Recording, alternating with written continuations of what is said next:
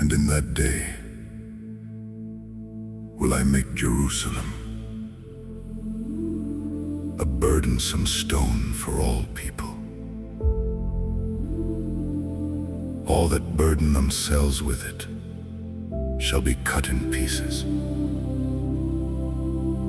Though all the people of the earth be gathered together against it. Massive attack in Israel tonight.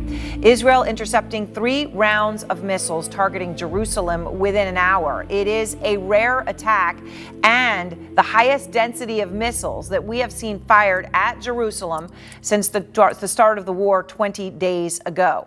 This was the moment when this war with Iran was just meters away from escalating perhaps to a point of no return. Around 4:10 p.m., an Iranian missile launched at Israel broke apart in midair, apparently hit by an Israeli interceptor. The warhead, according to Israeli police, dropped on the old city in Jerusalem, blasting a hole. Israeli police recovered pieces of the warhead, saying it was filled with dozens of kilograms of explosives. This is exactly where the explosion took place, and if ever there was a symbol of how difficult wars are to control and predict once they begin, this is it. This is only a few hundred yards from the holiest sites in the world. Luckily, none of them were damaged, but had they been destroyed, this would be a totally different conflict. The crater is 300 yards from the Wailing Wall, the most sacred place for Jews, and the Al-Aqsa Mosque, which sits on top of the Wailing Wall. And tonight is Eid, a Muslim holiday. And it was very close to the Church of the Holy Sepulchre, where Christians believe Jesus was crucified and rose from the dead. A single broken missile could have escalated this war into a religious one of global proportions. Explain to our viewers, if one of those holy sites had been hit, it would have really changed things in this war. This was a very close call. No one was even injured, but it shows how uncontrollable these wars are and how little it takes for there to be an emotional event that takes the war in a whole new direction. And I believe we all recognize the fact that we will reach to the kingdom.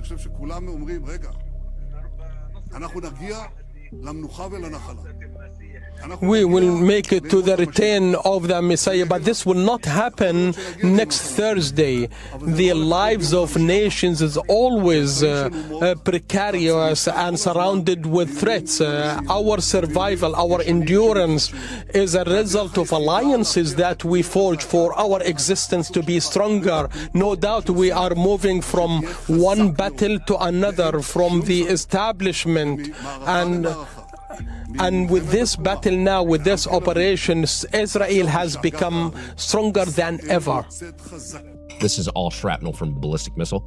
Look at all this. I mean, this right here would really hurt you. I mean, actually, specifically, yeah, this one. Boy, can you imagine that flying? I mean, that came all the way from Iran.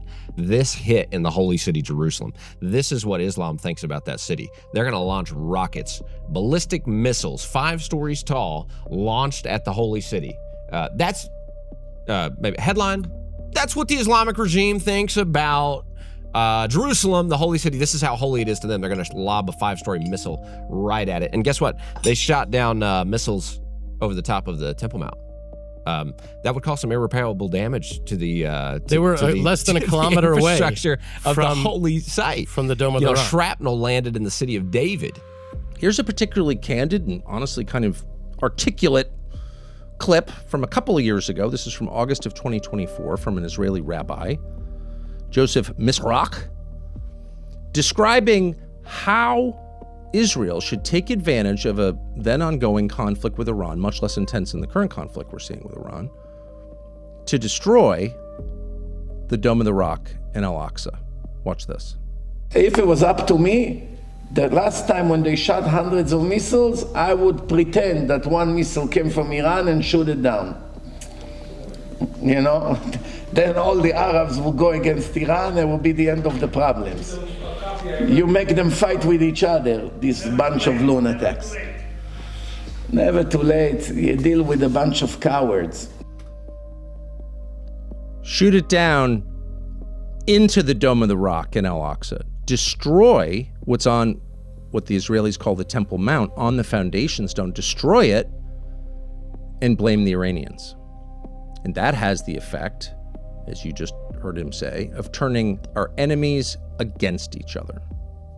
Guys, I'm reporting to you with a major news from Jerusalem. What you are seeing now are fragments of a missile that fell down inside the walls of Jerusalem. Here you can see a first-hand account which shows you the destruction done by this projectile.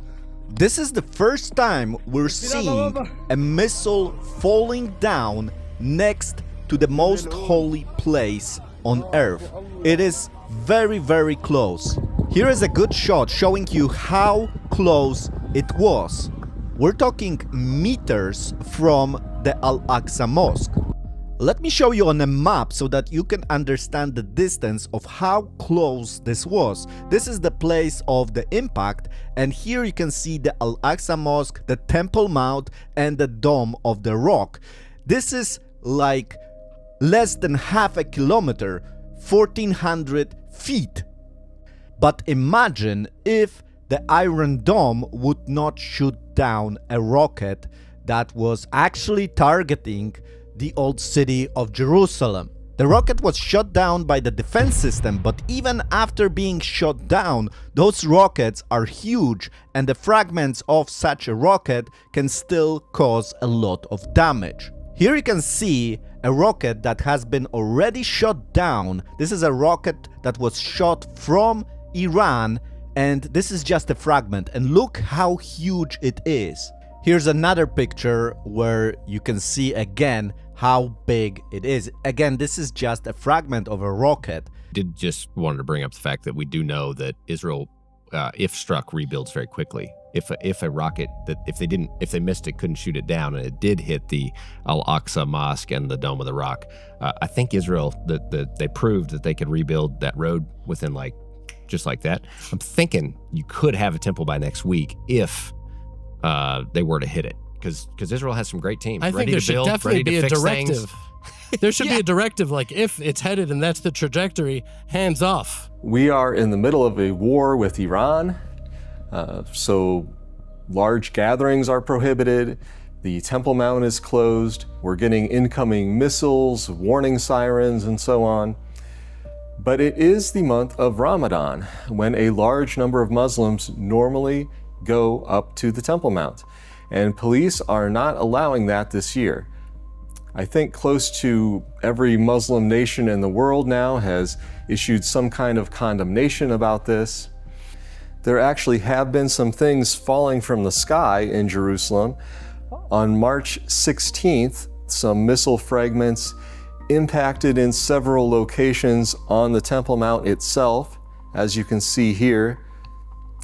This has led to some speculation about what might happen if a larger missile from Iran actually made it past air defenses and hits somewhere on the Temple Mount. Here's a cartoon from Hamish Humer. So is it actually possible for Jews to bring the Passover sacrifice this year? Yes, it is possible. Just how prepared are we? Well, we have lambs that are ready to go. There are different groups each year which carefully select lambs and sell shares in them for the Passover Seder. The lamb is to be slaughtered in the temple courtyard. Certain fats are burned on the altar and blood is poured out at the base. It does not require the entire temple to be built, only the altar.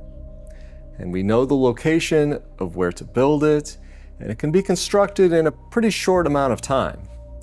This is Rabbi Wolfson from Yeshivat Har HaBayit showing the correct location of the altar. Again, you can see here that the altar can be constructed in an open area without disturbing the Dome of the Rock or any other structure. The next verb I want to apply to Israel in the end times is they will be deceived. I've already mentioned to you in the earlier talk that there will be a treaty of peace and security which will be false. And Antichrist will reign over the earth from Jerusalem, it says. That will be his city. Of course, it's the city of the great king. It's the city of God. Therefore, it's the appropriate place for Antichrist to take over. And I'm often asked, do you believe the temple will be rebuilt? I'll be very frank with you, and I'm just giving you my opinion, and you can take it or leave it. But I believe it will be, because it is mentioned in 3 places in the New Testament about the future, that there will be a temple in Jerusalem. But, and this is a big but, I don't believe it's God's will to rebuild it.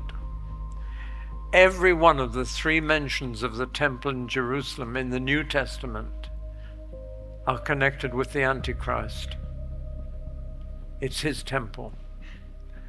And the temple is not mentioned as somewhere for Christ. It will be rebuilt by Jews, and if you go to Jerusalem today, you can go to a place where you can see the golden furniture already, and the priests' robes already.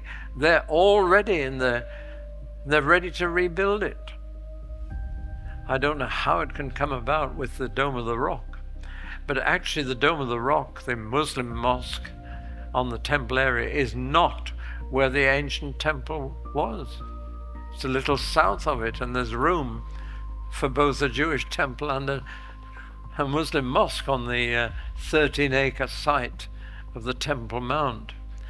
But yes, I believe it may well be rebuilt by Jews, and they may even restore the sacrificial system of worship. But I don't believe that's of God at all.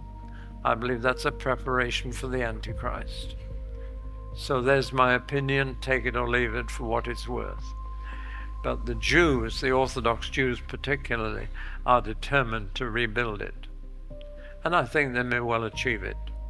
But that's not part of God's purpose or plan of redemption for us. It's a wrong move. Who needs sacrifice after Christ? Nobody. He's made a full, perfect, and sufficient sacrifice for the sins of the whole world already. There's no need for any more blood. And even if they do restore it, it's not going to be part of God's plan, but it'll be Antichrist's plan. Thank you so much for watching this video. If you enjoy this channel and want to support what I do, you can join our Patreon community. For as little as $4 per month, you'll help support this channel and get early access to upcoming videos before everyone else. God bless you, and I'll see you in the next video. I am Alpha and Omega, the beginning and the end, saith the Lord, which is, and which was, and which is to come, the Almighty. He which testifieth these things saith, Surely I come quickly. Amen.